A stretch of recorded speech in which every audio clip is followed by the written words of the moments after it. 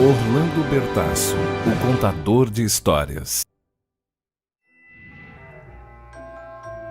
O ano é 1928, ano que Alexander Fleming descobre a penicilina. Maurice Ravel executa pela primeira vez o seu bolero.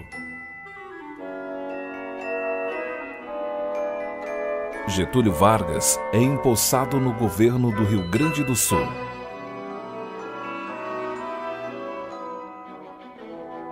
É inaugurada a rodovia Presidente Dutra. E nasce Orlando Bertasso, pequeno menino, como aquela pequena semente que caiu em terra fértil, pronta para germinar, desbravar o mundo.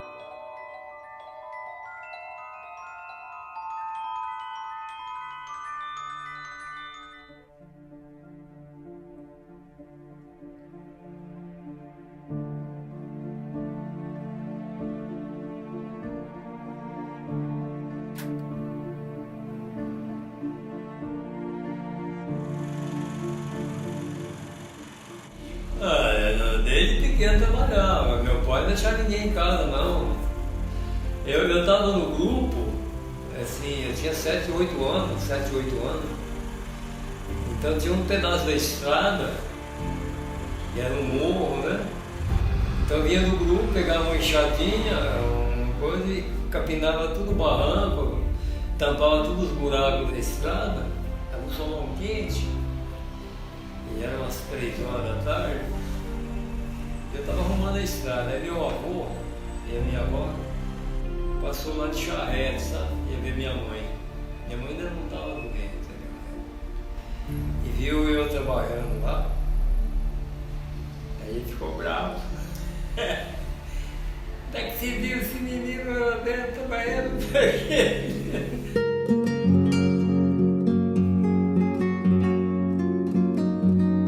Meus pais moravam na cidade no começo, antes de comprar esse sítio. Lá nasceram os 5 primeiros filhos, que foi a Alanda, a Nésia, a Neta, o Toninho e o Orlando. E aqui nasceram os outros 5, que foi o Arfinado Anísio, depois a Dalva, a Irene, o Nelson, o Celso e o Luizinho. Que a Dalva falava, quem nasceu na roça, nasceu tudo fraco.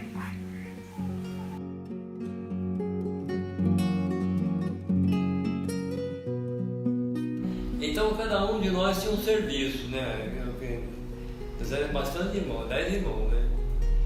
Então tudo de manhã cedo, cada um fazia uma coisa. Um ajudava a tirar leite, a Alana ajudava a tirar leite, a Nésia não ajudava e enchia as garrafas de leite, sabe? E eu levantava cedo e ia pegar o cavalo lá no pastinho, tratar dele, pôr na carrocinha. Mas a gente brincava muito e ele sempre gostava de ajudar eu, a Dalva, a fazer o fogãozinho de barro para fazer comida. E nós éramos muito alegres, tinha muita brincadeira, não tinha briga. Era difícil, vixe, as coisas eram difíceis. Morar na roça, não tinha brinquedo, não tinha nada. É isso aí, ó. Não tinha aniversário. Fazia ano, dá um chãozinho de orelha. Não tinha presente, não tinha nada disso não, viu lá. Não tinha, né? Na minha época a gente ia para a escola e ia. Era uma estrada, era tudo terra, né? Às vezes ia, passava dentro da enchente, que chovia, passava dentro da água. Eu, a Dalva, o Lando ia de manhã, geralmente de manhã não chovia, né? Mas era bom, gostava, a gente já tem saudade daquele tempo. Eu estava no grupo nessa época. E primeiro, chovia muito. Meu pai sempre com aquela pressa de ir embora. Encheu a carrocinha de leite e estava chovendo. E eu fui montar na carrocinha, o povo estava andando já, né? A carrocinha andando. Eu escorreguei do estribo e caí. Aí a roda passou assim, pegou aqui e saiu aqui, ó. Aí prepararam uma caneca de salmoura, passou e bebeu tanto. Fiquei quase uma semana, não podia nem respirar. Foi saúde. A gente era feliz, né? Ficamos moço, ia para a cidade, né? Passear aos domingos, ia com o Orlando. O Orlando era o responsável pelas irmãs, né? Meu pai falava, ó, você toma conta dessas meninas.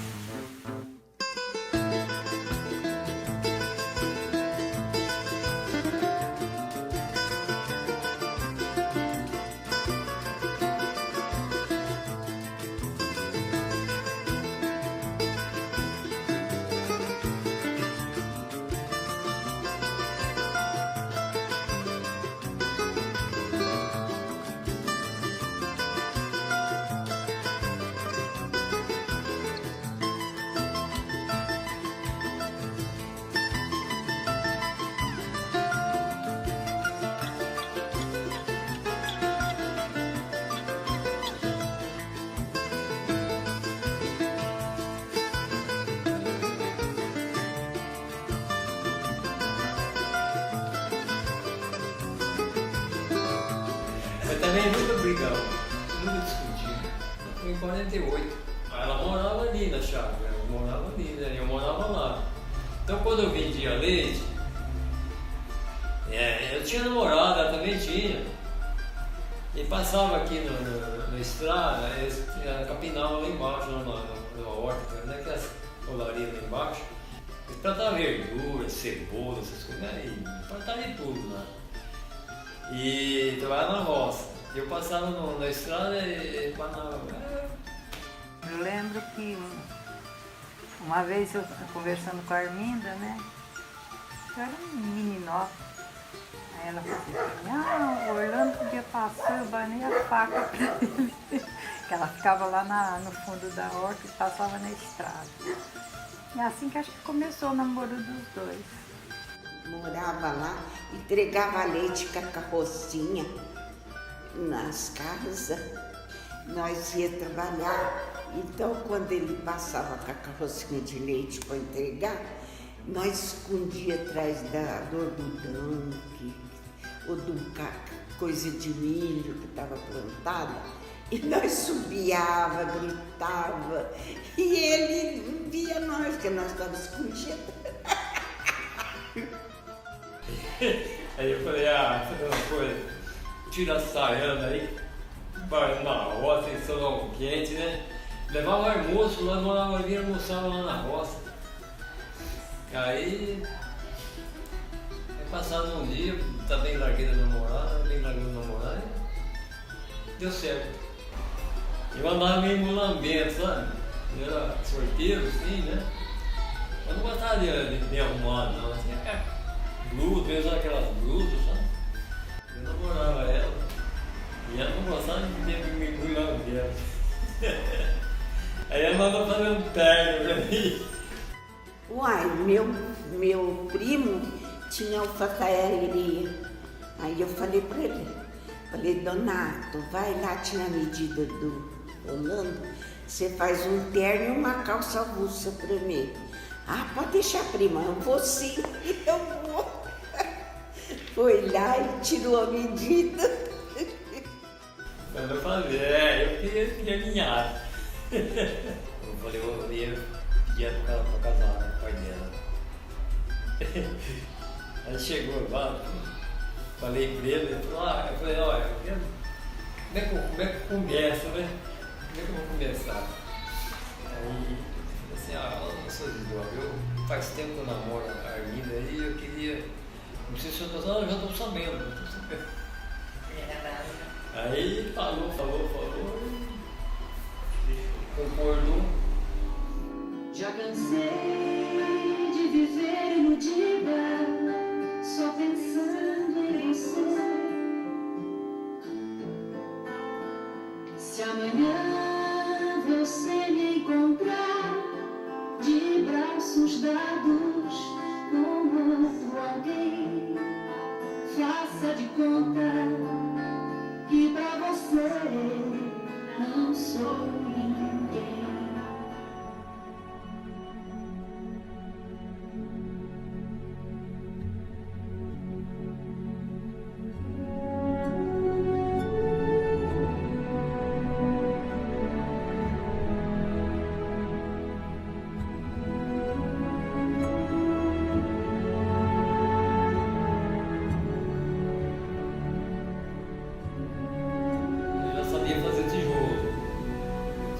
no sítio.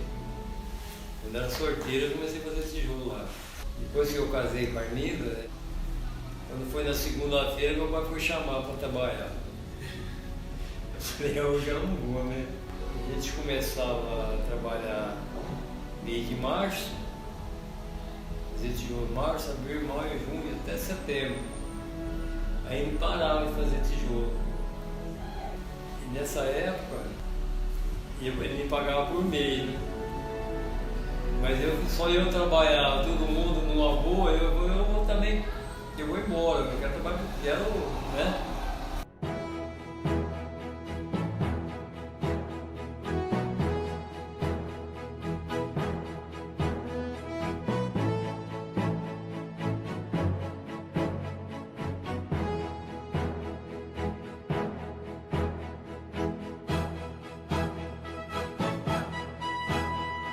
De 8 filhos do Orlando e Erminda, eu sou a mais velha. Tem eu, Amélia, Arlete, Pedro, Rita, Janete, José Armando, apelidado de Pim, Zuca, Ana Jesuína, e o caçulinha, que é o Antônio Germano, que comumente chamado de Léo. Ajudei um pouquinho a cuidar dos mais novos, porque é uma família numerosa. Meu pai e minha mãe lutaram muito para criar todos com carinho, com segurança, com dignidade. Meu pai trabalhou muito, desde muito pequeno. Eu lembro, as lembranças que eu tenho dele é que ele era uma pessoa íntegra, trabalhadora. Eu assim lembro muito do nosso período na chácara. Meu pai, logo que casou, foi morar com a minha avó. Depois de um tempo, quando eu nasci, minha mãe foi passar o resguardo na casa da minha avó e não voltou mais para a casa dela. Ficou morando junto com a minha avó na chácara. A gente brincava muito, era um espaço gostoso. Tem recordações muito boas daquele período. Aquela época era uma época muito difícil, porque não tinha banheiro, não tinha uma estrutura assim que a gente tem hoje. Meu pai colocou luz na casa, meu pai fez o banheiro, meu pai deu uma condição melhor, mas era uma coisa muito sofrida. Era fogão de lenha, não tinha geladeira, o arroz meu pai plantava, o feijão meu pai plantava. Então era pouca coisa que comprava nas vendas. Naquela época não tinha supermercado, era venda. Ele tinha as vacas para tirar leite, punha as meninas para tirar o leite, porque ele não bebia leite e não queria tirar leite. E você acha? Então eles brigavam. Que nós não temos que saber de tirar leite de vaca, não. Depois desse período, meu pai construiu, junto com a minha mãe, que trabalhava também muito, a casa que eles moram hoje. Aí eu falei, vou fazer uma casa para morar. Aí chegou, eu vou comprar um terreno ali. Isso é a história que ela gosta de falar, né? Ela que deu dinheiro. Fui eu que comprei o terreno, o meu dinheiro. Eu tinha um pouco, ela também tinha um pouco no banco, e o doutor Gabriel não queria esperar vencer um mês, queria aquele dia.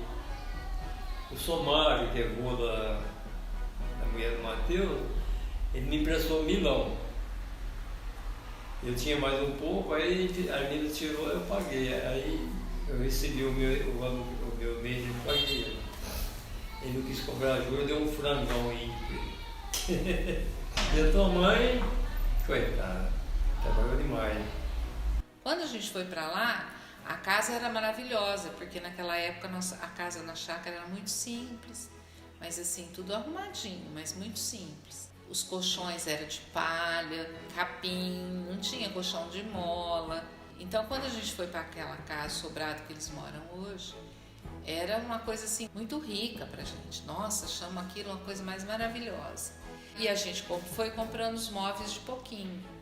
Abriu-se o bar, que minha mãe foi para trabalhar no bar. Nós ajudamos muito no bar. Arlete, eu e o Pedro ajudava meu pai na olaria. Nossa avó foi morar junto com a gente e ela também ajudava minha mãe com as crianças, mas logo ela ficou doente, então a gente também cuidou um pouquinho dela. E logo minha avó faleceu também, as crianças ainda eram pequenas. Aí sobrecarregou um pouco a gente também, porque minha mãe tinha uma pessoa para ajudar, mas era muita roupa para lavar, muito banho para dar, comida para fazer, o bar. Então foi uma luta. E meu pai, além da olaria, ele sempre buscou ganhar o dinheirinho dele, às vezes com plantação, com cobre que ele vendia, com o bar, comprou o sítio, também foi uma época difícil, comprou as máquinas de fazer tijolos. A gente tinha a parte também boa de fazer passeio, ia para o sítio, ia de caminhão com a criançada tudo dentro, levava o almoço, levava as coisas prontas, umas coisas fazia lá. E era uma farra, era uma festa, todo domingo saía cedo e voltava à noite. Quando chegava à noite, chegava dura de poeira, porque o caminhão a gente ia tudo em cima, sem ter proteção nenhuma, né? Então vinha muita poeira, as ruas eram tudo sem asfalto e voltava empoeirada, duro, mas chegava feliz. Tomava um banho e ia dormir. Outro dia começava outra vez, chegava no outro fim de semana, voltava outra vez. E quando a gente ficou maior, ficou mocinha, as coisas já estavam um pouquinho melhor. Então a gente saía, ia para Campinas fazer compra de fim de ano, comprava roupa, porque roupa também não era uma coisa que se comprava muito. E quando ia para Campinas, comprava roupa para todo mundo, era uma festa. E os passeios, fazia-se também um passeio uma vez por ano. Ia para a praia, era uma alegria quando a gente ia para a praia. A gente aproveitava, alugava a casa.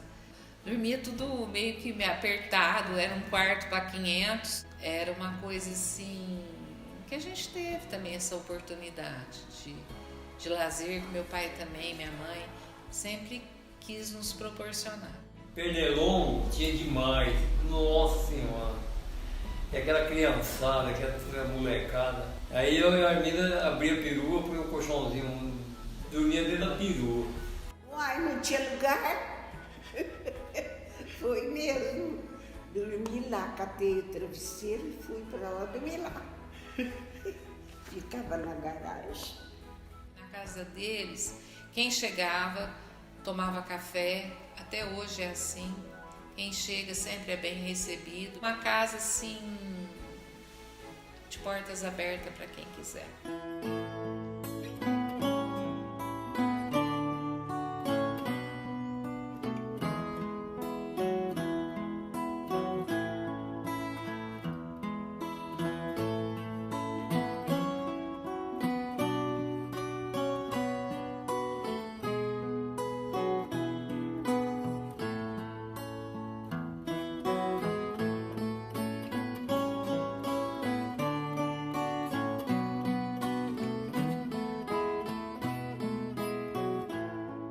Eu estou aqui tentando representar todos aqueles que não são descendentes de sangue, mas que se sentem completamente integrados nessa família que nos recebeu tão bem.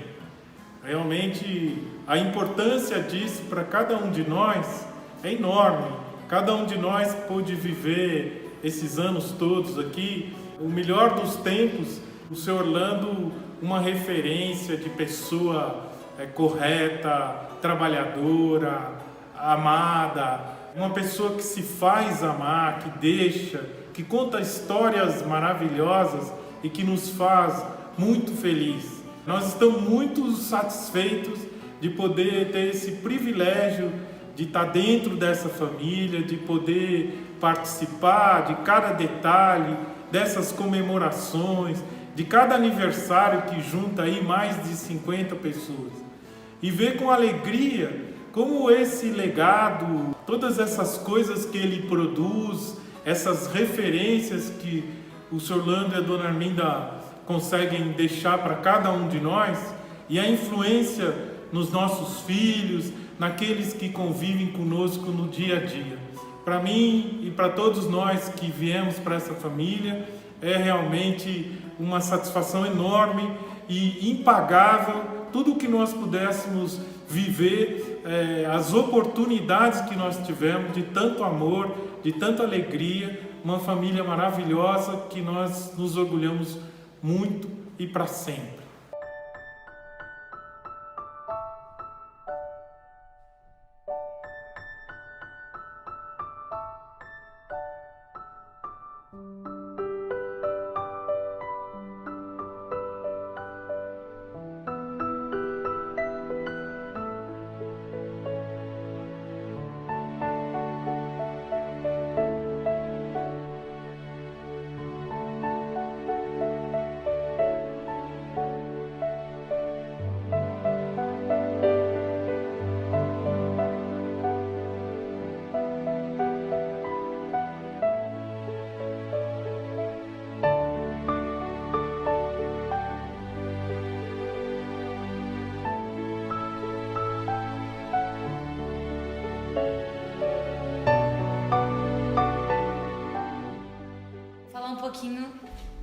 querido vô, de como ele é importante na vida de cada um.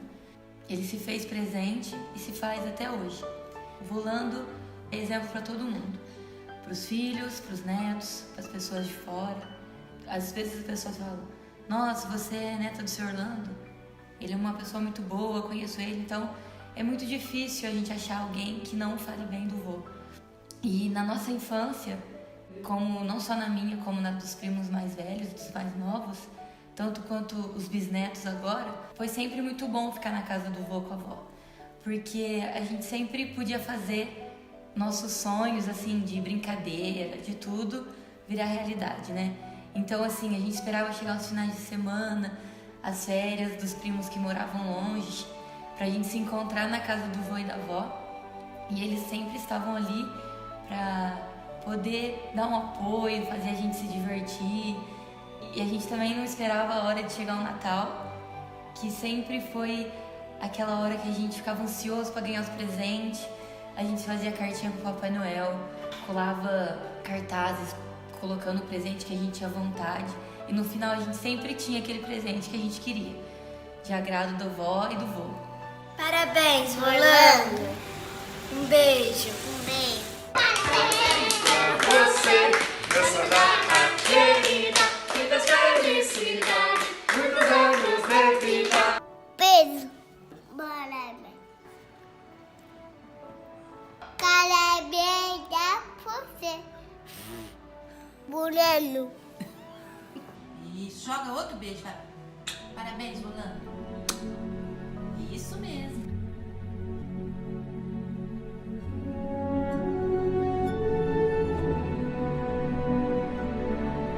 E aquela pequena semente que caiu em terra fértil brotou, cresceu e deu muitos frutos. E o pequeno menino se tornou um grande homem. E que felicidade e gratidão imensa existe dentro deste coração ao olhar para trás e ver que tudo valeu a pena. Feliz aniversário!